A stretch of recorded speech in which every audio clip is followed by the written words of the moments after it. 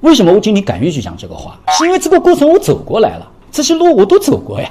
我还听到有人在讲 MACD 向下穿向上穿，红柱以下红柱以上。其实你仔细去看，它不就是一个均线之上的乖离和均线之下的乖离吗？这就是说，到底是先有鸡还是先有蛋的指标，到底是先有 K 线还是先有指标的问题。我觉得拿 K 线来指导指标，正确的要高于指标来指导 K 线，因为先有 K 线后有指标，你理解吗？所有的指标都是根据 K 线的数值计算出来的，那先有数值再出指标了。是这个逻辑吧？你不就是看个上乖离下乖离吗？那我才去看不就得了吗？我不是更直观吗？当然我们去做量化，去做一些特殊的，比如说我们上次举的一个案例，我要找超跌的股票，我要找在这个下跌过程中跌得很猛的股票，我的逻辑是什么？我可能认为跌得越多的反弹也越快嘛。但是这个逻辑是否正确，你自己先去掂量。如果这个逻辑正确，那么我们就需要去找哪些股票跌得多。上次我们讲4000只左右股票，其实现在市场快要将近5000只股票。那我在5000只乃至将来有1万只股票里面，我如何去找到跌得多的股票呢？那这个时候指标有用了。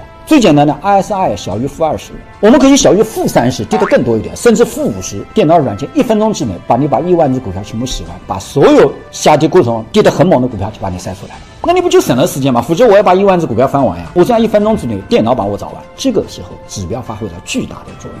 但是你说 RSI 小于-20的时候它就会反弹，跟我说我用-20来找超跌的股票，它是一股逻辑吗？不是，那就好了呀。指标只是工具，不能用来决定对买卖。它可以帮助你去寻找一些特殊形态的股票，但是它并不能告诉你，你找出来的股票明天一定会涨。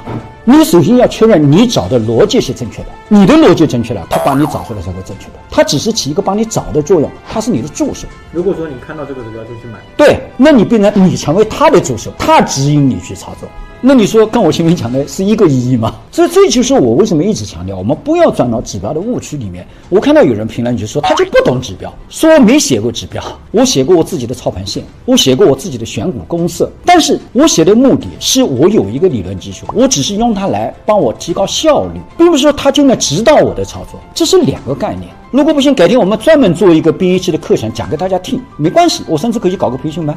谁没干过？我原来就是写软件的，筹码我写过，指标我编过，选股公式我也做过。为什么我今天敢于去讲这个话？是因为这个过程我走过来了，这些路我都走过呀。你提到的就是说，你如果用了指标，但大多数老师指导都是教你看指标嘛，你是找到一种指标来引导你去选股操作，和你只是运用于这个指标，而主动权是在我自己手上，这个是蛮颠覆的。